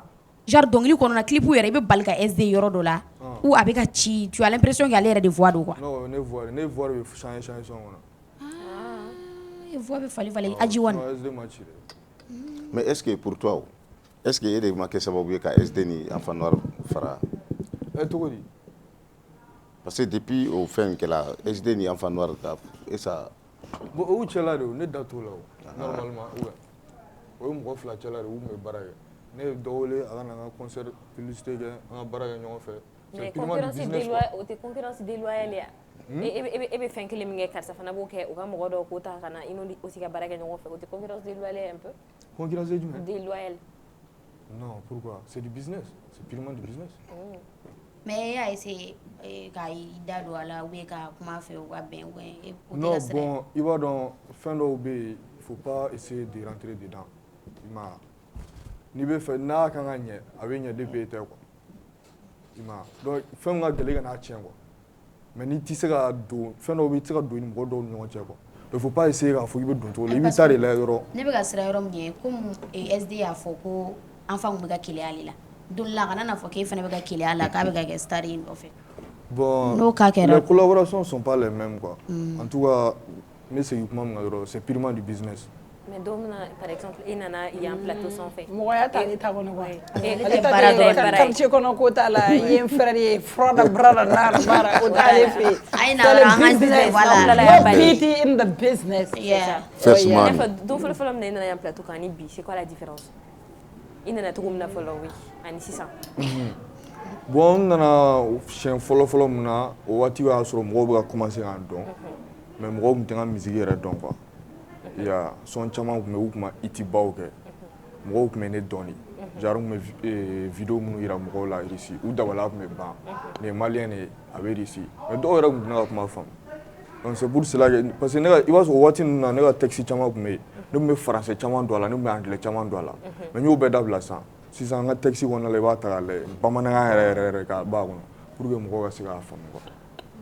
Mais est-ce que dans les jours à venir la carrière ni mira ka fit kɛ i mira ka di ou Didi bi de ka di bon ninnu fila bɛɛ artiste de ye ne yɛrɛ fɛnɛ artiste de ye mais i yɛrɛ bolo ni jɔn ka collaboration b'i ci kosɛbɛ ça dépend n y'a f'i ye cogo min na toi-même i yɛrɛ a bɛ se ka kɛ ça dépend certes mais a bɛ se ka kɛ i yɛrɛ b'a dɔn e b'a dɔn ni e ni karisa cira dɔrɔn o ça va quoi i yɛrɛ b'i sentir à l'aise à bon ni fila bɛɛ artiste ɲɛnama de ye u fila bɛɛ bɛ se rap la i ni syndicat ta bɛ ja dɛ i ma donc ni ne n'a fɛn fɛn cira a bɛ ja ani mira de ta bɛ ja ni ne ni fɛn fɛn cira a bɛ ja ni fɛn fɛn sɔnna n'i ye nin ka sɔn lamɛn non ani mira bɛɛ i mira fɛnɛ genre u ka genre bɛ taa ni ɲɔgɔn ye mais Mali la toi i hakilina ye jumɛn ye sans Mali rap kan e yɛrɛ bolo comment tu vois le rap malien parce que aw bɛ international la déjà donc comme an ka rappeurs caman an bɛ k'u ye u bɛ ka taa Côte d'Ivoire de ka taa collaboration kɛ je sais pas ni i ka yeta ye jumɛn ye a la e yɛrɛ bolo mun de b'an jɛ an ka problème ye jumɛn ye ne kɔni bolo sisan Mali rap bɛ ka développer yɛrɛ parce que même seulement n'i y'a jateminɛ YouTube view fɛ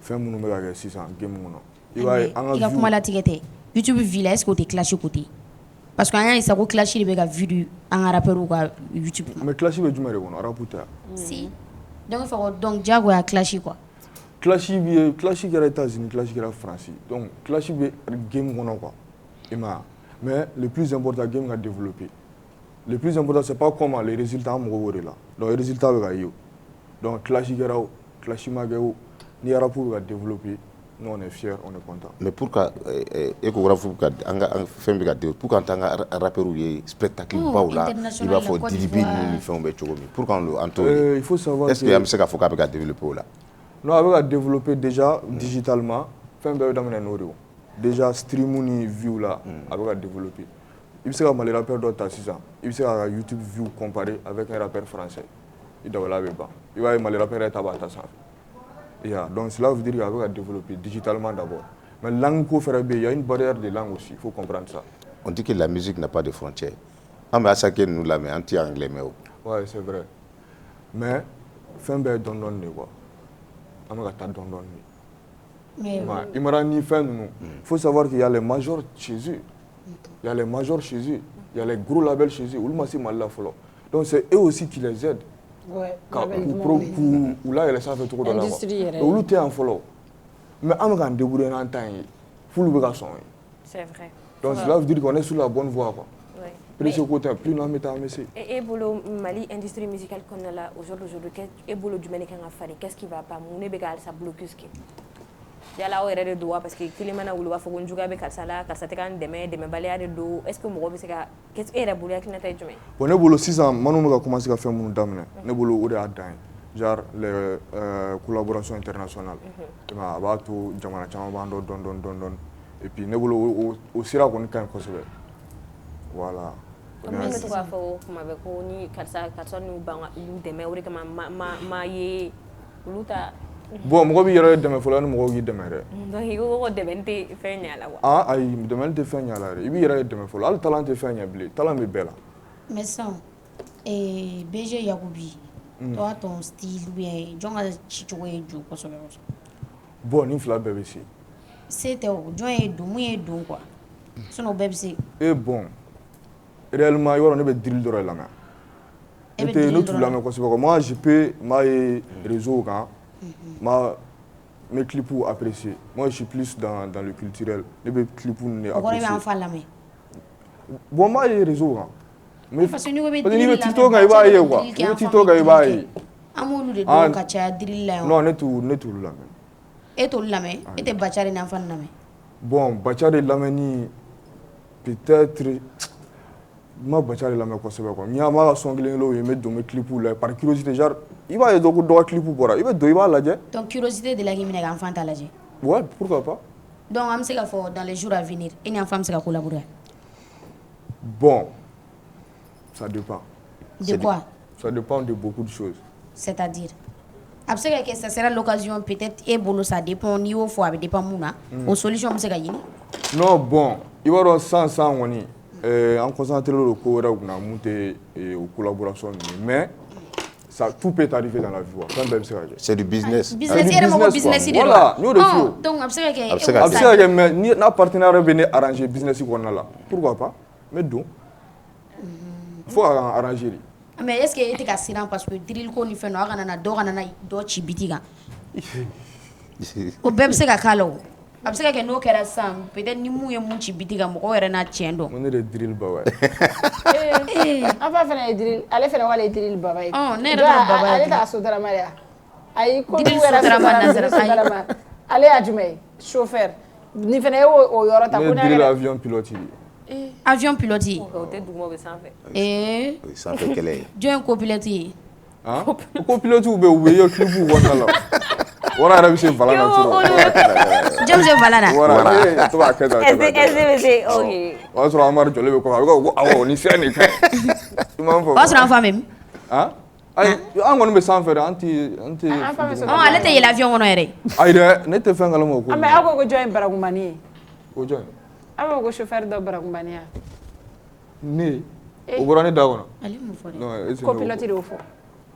Bon o ma kɛ ne ɲɛna o. A kɛra i ɲɛna. O ma kɛ ne ɲɛna ne tun tɛ fɛn kalama o ko la. Mais sisan a kɛlen ka Tarzan kɛ yen fɛ e tun bɛ min? Ne tun bɛ min cogo di? Tarzan kɛtɔ la kɛ. O ma k'ale ɲɛna o. A ma kɛ e o y'a sɔrɔ an bɛ concert préparation na. E fa ne da don kuma de la. Fɛn ma ɲi walayi. Fɛn wa sɔrɔ i ka taa ni cɛ ye ka t'o bila ko la i jɔ. Fɛn e bolo bi an b'a ye k'a fɔ ko jeunes bɛ wuli sisan arabu fɔlɔ la min kun wulila bɛɛ bɛ taga mɔgɔ i n'a fɔ style min bɛ sanfɛ bɛɛ bɛ taga don la au jour d'aujourd'hui n bɛ se k'a fɔ drill de fana bɛ style ninnu caman sanfɛ et maintenant fɛn mana wuli i bɛ taa sɔrɔ u bɛ bali ka don i bɛ bali min na dɔrɔn o ye drilleur ye hakilina tɛ jumɛn o la e bolo bɛɛ bɛ se ka drill kɛ et puis la facilité à ce que u bɛ fɛn sɔrɔ cogo min bɛɛ bɛ se ka drill kɛ mais bɛɛ tɛ drill dɔn wa bɛɛ ka drill tɛ se ka ja yɔrɔ parce que drill filɛ nin ye style mun don an bɛ se k'a fɔ a styles caman bɔlen don quoi ne bɛ se ka son biti dɔ ta ne bɛ ci drill kan mɔgɔ wɛrɛ bɛ na o bɛ na drill kɛ a bɛ ɲɛna fɔ u bɛɛ ye kelen quoi côté dɔ la mais il faut i ka na n'i ka touche de ye i bɛ na ni fɛn dɔ de ye i ka drill kɔnɔna la mun b'a to i ni tɔw ta tɛ kɛ kelen ye quoi mɔgɔw bolo ko drill ye agressivité dɔrɔn tɛ o drill yɛrɛ base yɛrɛ base mun b'a kɔrɔ c'est dansant quoi mais dansant mun c'est un peu plus agressif. Et donc, drill est agressif, non. Dans ça, voilà. Drill mélancolique ou drill mélodie ou bien son mélodie ou mais il va sur drill base ou pas quoi. Avec une agressivité donne mais il va sur c'est mélancolique. Mais et les enfants ont problème sur la donne mais ne me fait pas problème. Awa ñon tantani sur la donne mais. John sur drill ko. John tan quoi. John magala John. Bon ne kon bolo problème yere ti. Problème tey ou ça dépend fitiri. Problème tey game ne do. Problème tey. Game doro do. Mais game la sur la cogo di game kono. A sur la cogo di quoi. Fanu yɛrɛ tourner ro jaro be fɛ ka dɔn ni ko in nana wakati jumɛn en fait. Mais au fait ni Barça ne Real BG ça. Ni Messi be tan ballon.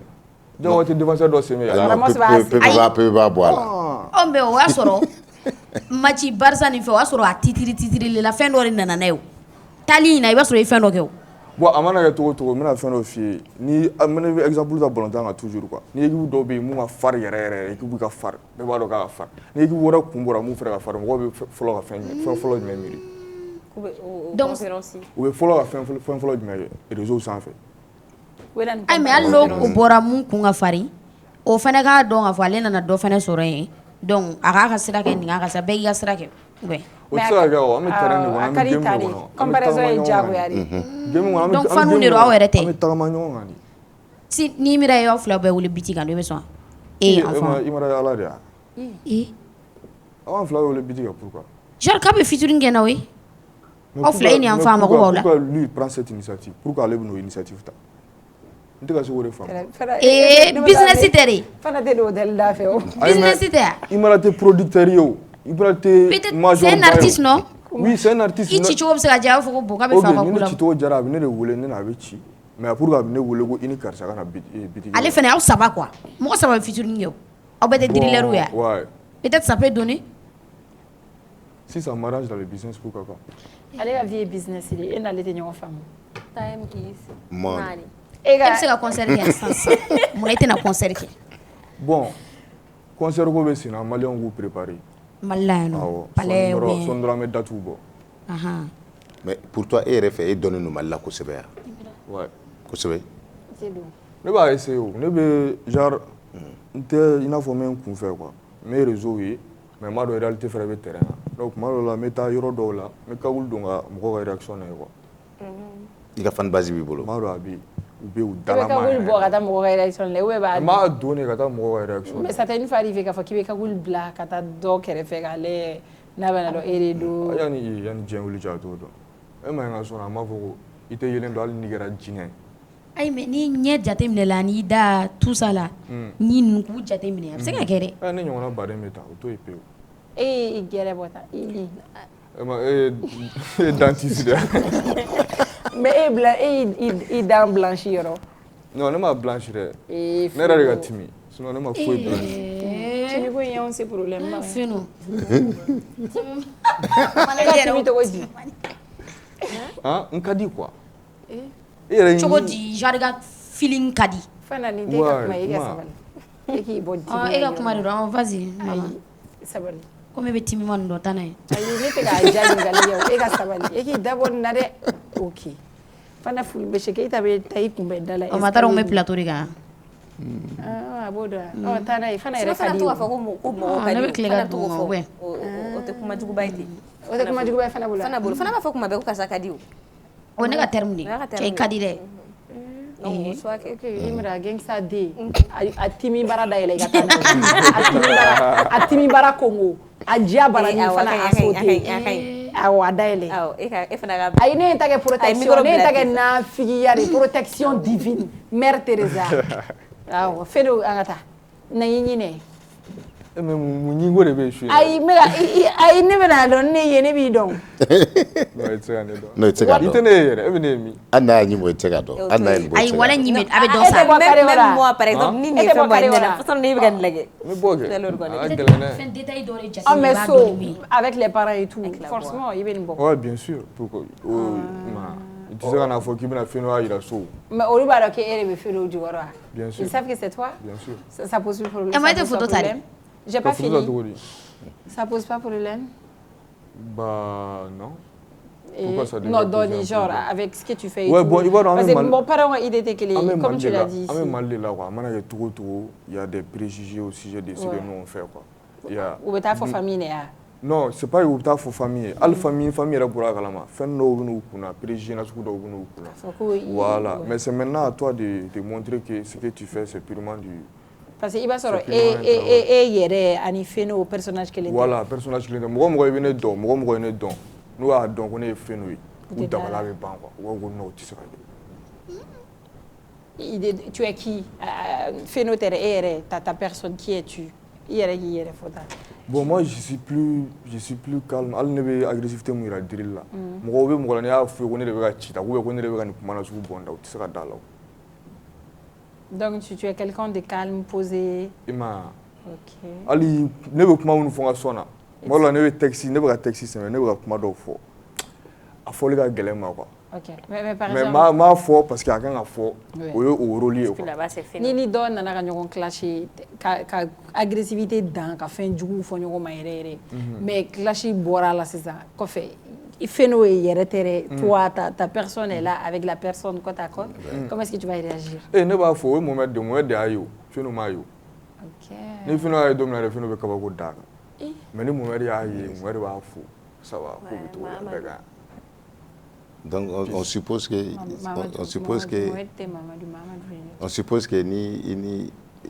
ni enfant noir fana ye ɲɔgɔn ye k'a sɔrɔ Feno tɛ. K'a sɔrɔ Feno tɛ. Voilà. Oh ouais. C'est pareil. Jo ça va parce que n t'a wele enfant m'a fɔ i tɔgɔ.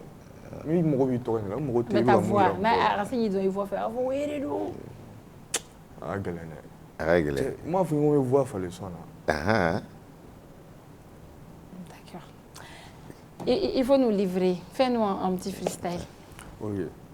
Mais dɔ la bɛ arranger cogo min ninnu bɛ tɛmɛ na cogo di n bɛ fɛn bɛɛ mun ɲɛ la fo porodi pera la je suis un karaki drill sanji parapluie nana tuguni talantigi jan fili k'u bɛɛ lafili nana tuguni dakantigi hali n'an jara san 5 i yɛrɛ lakana Feno ka kalan n mais vidéoman dɔ da fara an bɛ ka baara u ka cachet bɛ da bo baara n ka manu tɛ maga u bɛ cɔmi hali ni san nana yafa tɛ k'i ye yan an tɛ to yen hali ni diɲɛ nana. San 5 hali ni e ko i jɔ tan san 5 hali ni kɛlɛ bana san 5 a yɛrɛ lakana. I yɛrɛ lakana. Ça veut dire que tu l'as jamais. Parce que don la hakili bɛ jigiya ko ninnu na quoi. n ko cɛ e bɛ diɲɛ hali sa. Ça c'est ma maladie. O de bɛ yɛlɛ ouais ça arrive souvent. Ne ka kɛlɛ ye e bɛ vidéoman jumɛn dafara vidéoman jumɛn ta sera e fɛ ma. Bon o kɔni flow de don ni mɔgɔ min yɛrɛ y'a kɔnɔ e yɛrɛ de don. Non mais ni une fois ça c'est public hein bɛɛ b'i yɛrɛ ye e bɛ nin fɔ sa vidéoman de bɛ wuli forcément k'a ta ko ale yɛrɛ de don. Mais vidéoman mun taama deli ka se ne ma u bɛ se k'o ta cogo di k'a k'a yɛrɛ c'est que o ye kɛlɛ ɲinina de. Mais i bɛ ka vidéoman dɔ visé o. I bɛ ka vidéoman dɔ visé o. Bon ne cɛ ne ka flow ni ka girin mɔgɔ kelen visé ma ne ye bali yɛrɛkɛ de don. Donc vidéoman caman de don wa. Bali yɛrɛkɛ kɔni don. Donc ça veut dire que a bɛ se cible bɛɛ ma a bɛ bɛɛ ta quoi. Ouais. A bɛ. Genre côté dɔ bɛ an b'a fɔ ni ennemi bɛ nin côté de la a ye bali yɛrɛkɛ de o. A mana mun sɔrɔ a kan k'o de sɔrɔ. Parce que i bɛ nin fɔ sa dɔ bɛ i yɛrɛ y'a kɔnɔ même si tu parles pas de lui forcément. Ale ma deli ka mɔgɔ ma deli ka kuma ne kan. Mais e petini ya. I ma deli ka jumɛn. Ese me fɛ e ye ban wala ni denmisɛnnin ou bien. Cɛ ban wala ni. A ca a ma nin faamu da ko jumɛn. Non n tɛ nin faamu. C'est i ka question kan. A kɔrɔ fɔ a ye. Ne tɛ k'a faamuya ko a bɛ bila lo jumɛn kɔnɔ na denmisɛnnin lo ou bien. Mɔgɔkɔrɔba lo. ou bien coiffage. Jumɛn n bɛ ka mun fɔ. A e yɛrɛ. Ne yɛrɛ denmisɛnnin ou bien bon ne jeune jeune plein n talama. I tɛmɛna adolescence la a mɛnna. Non n tɛmɛn'o la ye. A mɛnna. N ko n tɛmɛn'o la. I ka Russie goni dun Baby Germany Barbie. O fana ye jɔn ye tuguni. N'i y'a kɛ ten dɔrɔn n b'a ka profil n b'a affiché n kɔfɛ 100 n'i y'a kɛ ten dɔrɔn je vais l'afficher ici o bɛ min. A tɔgɔ fɔ kɛ. Ne tɛ se tɔgɔ ninnu prononciation la o. Ouais a bɛ ici. A bɛ yan i t'o kɛ madame ye ka na n'o ye dɔrɔn. Bon ko bɛɛ n'a waati don. Mais a b'i kɔnɔ k'a kɛ madame ye n'i ye kɔnɔna ko bɛɛ bɔ yan. A bɛna maliyɛn muso de ta o. ayi c'est fɛrɛ ni maliyɛn bɛ bɛn. A cogo di maliyɛn tɛ ça dépend ko k'a ka masque k'a t'a bɔ kuma bɛɛ don o don i cɛ sigilen b'i kɛrɛfɛ salon kɔnɔna na a kagulelen. Non a kagulelen o ka gɛlɛn dɛ. n'a ni madame don a bɛ kagulu bɔ. Non voilà ni furula kɔni kagulu ko t'o la o. Parce que hali Mohamed de bɛ fura ni fɛn o tɛ furu. I bɛ kagulu bɔ ouais d'accord. Mais Fino e yɛrɛ fɛ o sisan e ko an ka rapu on a des jeunes très talentueux chez nous. Mais on a pris l'exemple sur la Côte d'Ivoire label ɲumanw b'olu fɛ yen e yɛrɛ fɛ mun anw fɛ yan anw kan ka mun de kɛ vraiment pour que an fana ka parce que i y'a fɔ cogo min c'est vrai an ye rappeur dɔw sɔrɔ yan minnu par exemple bon moi je suis très fan de BG. BG b'a fɔ ko woroyɔrɔ ko ye gari ye par exemple si n'ale tun bɛ jamana o dɔ la c'est-à-dire que anw tɛ nin fɔ a ma quoi et denmisɛnnin camanba de bɛ yen minnu bɛ ten BG Yakubi Mamuslu ils sont nombreux vraiment ils sont très talentueux mais u t'i ka se ka haut niveau sɔrɔ mais e yɛrɛ fɛ aw bɛ se ka mun de kɛ vraiment pour que Mali rap yɛrɛ ka se ka sankɔrɔta et que an ka se ka taa kɔfɛlaw la. Bon ça dépend de rappeurs n'u ka staff donc il faut que ne kɔni bolo ne hakilina la il faut que Manu ka commencer ka plus contacter les autres pays festivals là parce que u tɛ se ka ban k'an ta o n'i y'a ye an tɛ ta se an tɛ an dɔnni de tɛ pour que an ka dɔn an de b'an yɛrɛ yira cogo dɔ la kuma dɔw la fɛrɛ.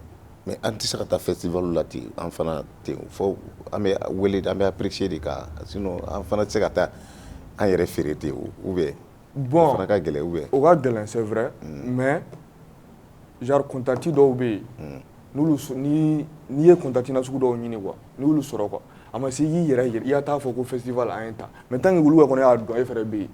Mais talent bɛ yen ka ban o. Talent bɛ yen tant que olu y'a dɔn e bɛ yen e bɛ ka mun kɛ olu b'o dɔn le problème c'est quoi genre mɔgɔ wɛrɛ minnu bɛ ka wele festival la u tɛ se n'a ye o mais u dɔnnen de don c'est-à-dire u bɛ déplacer ka taa France par exemple u bɛ taa collaboration internationale kɛ ni artistes français ye mɔgɔ minnu bɛ ka artistes français ninnu manager i bɛ taa sɔrɔ olu dɔ bɛ yen mun bɛ festival ko dɔ kunna olu bɛ o dɔn ten de o ça c'est vrai i m'a ye a bɛ dɔn ten de quoi donc il faut que an ka bɔ plus on risque plus quoi i m'a ye an ka risque an ka wari bɔ an yɛrɛ kun an ka taa jamana wɛrɛw la an ka taa ouais, parce que wariko fana b'a la parce que an ka rappeurs n'i y'u ta u bɛ hali u ka clipw n'u ka fɛnw u bɛ wari sɔrɔ cogo min k'a kɛ vraiment je pense que jamana est-ce que pour moi est-ce que jamana fana sen t'a la bon parce que les artistes n'ont pas assez de moyens. Ouais, o ye Mali réalité mais artiste o artiste i sera ka album bɔ i sera ka clip 3 4 kɛ ko mɔgɔw bɛ dɔn i sera ka concert kɛ i man ka dɛsɛ ka visa ta ka billet ta ka taa yɔrɔ Feno bon a bɛ ka kuma ni min ye i n'a fɔ clip ka gɛlɛn album da ka ca ni mɔgɔ minnu sera k'i dɛmɛ ka clip n'album kɛ olu kelenw bɛ se k'i dɛmɛ ka visa ni billet ta i ye et puis an problème yɛrɛ belebeleba yɛrɛ min ye an ka artistes ka succès c'est éphémère quoi ni min ye hit kelen 2 kɛ dɔrɔn o b'a tɛgɛ jigi o tɔgɔ dɔrɔn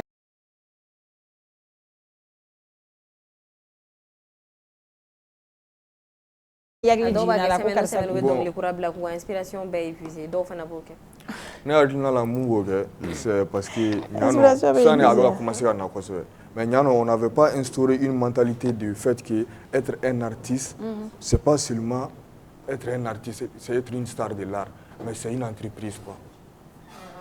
Ouais, ça c'est vrai. Entreprise de quoi. Donc il va ta i n'a fɔ entreprise i b'a ta i n'a fɔ i bɛ ka business kɛ il y a des plans, il y a des plannings sur 1 an, sur 5 ans, on va t'attendre, on va t'attendre. On a cité ko iti bali la dɔrɔn i ye iti kɛ donc i bɛ ka profiter parce que i bɛ k'i ja sisan mais sini dun sinikɛnɛ dun o de b'a to i bɛ ka mun fɔ u ye tunu u bɛ bali ka tunu quoi il faut un gros planning wari mana sɔrɔ yanni an k'a fɔ k'an bɛ taa an ja an k'o wari don sini na parce que sisan ja in ka dɔgɔ sini ja ɲɛma quoi sini an bɛ se k'an ja ka tɛmɛ nin bɛɛ kan mais pour le moment. Mais là, tu es là présentement pourquoi? Il y a la vacances là où tu as un concert. Bon, ne bɛ Mali la kosɛbɛ ka tɛmɛ hali Russie kan. Parce que il y a 3 jours n taara une semaine kɛ Russie n seginna ka na sinon n kun bɛ yan. Ka taa une semaine kɛ Russie ka na. N taara n ka ci dɔw la. Donc i ka projet là tu veux t'installer définitivement au Mali. Pour le moment n ka planning kɔnɔna la n bɛ yan fɔlɔ. Donc an bɛ kow kɛ an bɛ kow développer yan ni ko minnu kan ka taa kɛ kɔ an bɛ bolamutuliw kɛ n bɛ segin ka na. D'accord, c'est du bon. On peut avoir un contact? Oui, bon, on m'a dit contacter le matin. Ok, Amata après, Ama c'est fait un jour là. Merci beaucoup. Yangabele Djabi Adjaranyeko, bon week-end. Soyez prudents, prenez soin de vous. On se retrouve ici le lundi, même heure, même chaîne. Bisous. Merci Ordi. Mishiba, merci. Groupe Commerce. C'est un espace multiservice érigé majestueusement en plein cœur de Bamako, rien que pour votre confort. Style, qualité et commodité, c'est bien le groupe Commerce. Et oui, au groupe Commerce, vous trouverez pour votre intérieur des fauteuils ultra modernes, des chambres complètes, des cuisines complètes, des tapis, des carrelages qui répondent au Le Mali te dit. Après une année de succès, le complexe scolaire Maître Bidi Traoré est ravi d'annoncer l'ouverture des inscriptions pour l'année scolaire 2025-2026. La rentrée est prévue pour le lundi 29 septembre 2025. Au complexe scolaire Maître Bidi Traoré, nos enseignants sont reconnus pour leurs compétences pédagogiques exceptionnelles et leur capacité à écouter attentivement les besoins de chaque élève. Nous nous engageons à offrir une éducation complète qui favorise la croissance physique et intellectuelle de nos élèves. Pour assurer le bien-être de nos élèves, nous mettons à leur disposition une cantine proposant une cuisine malienne et internationale variée. De plus, nos dortoirs sont équipés de commodités relaxantes permettant aux élèves de passer leur pause et leur temps d'attente jusqu'à 17h de manière agréable. À noter que les inscriptions se feront au sein de l'établissement du lundi au vendredi de 8h à 16h. Pour toute information complémentaire, veuillez nous contacter au 93 65 81 87 ou au 70 70 80 38. Le complexe scolaire Maître Bidi Traoré s'est éduqué pour assurer un avenir meilleur. Battle Kene, l'émission de danse pendant ses vacances tous les samedis à 20h sur M7 TV. Venez vibrer au rythme de Battle Kene, le concours de danse où 10 équipes s'affronteront chaque semaine dans des duels explosifs.